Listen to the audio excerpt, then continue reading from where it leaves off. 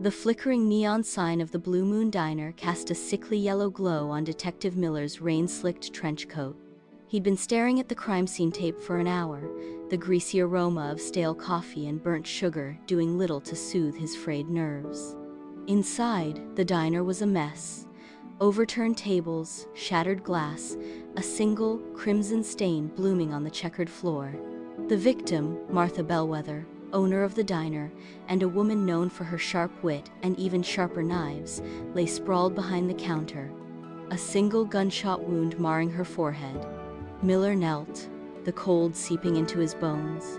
He examined the scene methodically, his experienced eyes picking out details others would miss. A dropped napkin, slightly askew, hinted at a struggle. A stray playing card, the Queen of Spades, lay near Martha's hand.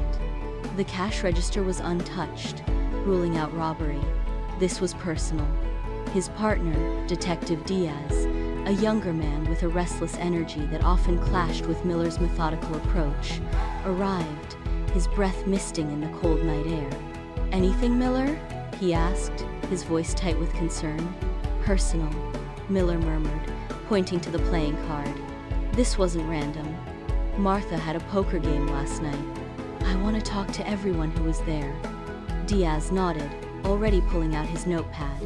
They spent the next few hours interviewing the regulars, a motley crew of truckers, gamblers, and night owls. Each had a story, each with their own grudges against Martha, real or imagined. The truckers complained about her high prices, the gamblers about her cheating, and the regulars about her sharp tongue. But none of their stories quite fit. Then, Miller noticed something. In the background of a blurry security camera image from the poker game, he saw a glint of metal, a distinctive silver lighter. It was the same lighter Diaz had confiscated from a known associate of a notorious mobster, Frankie the Knife Moretti. Moretti was known for his ruthless efficiency and his penchant for settling scores with a bullet. Miller confronted Moretti, showing him the lighter. Moretti feigned ignorance, but the slight tremor in his hand betrayed him. Miller pressed him, laying out the evidence. The Queen of Spades, Martha's known dislike for Moretti's gang, and the lighter. "Moretti, cornered, crack," he confessed. Martha had refused to pay protection money, a decision that cost her her life.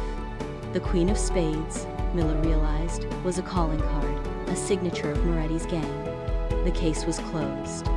As Miller left the precinct, the rain had stopped, and a sliver of moon peeked through the clouds.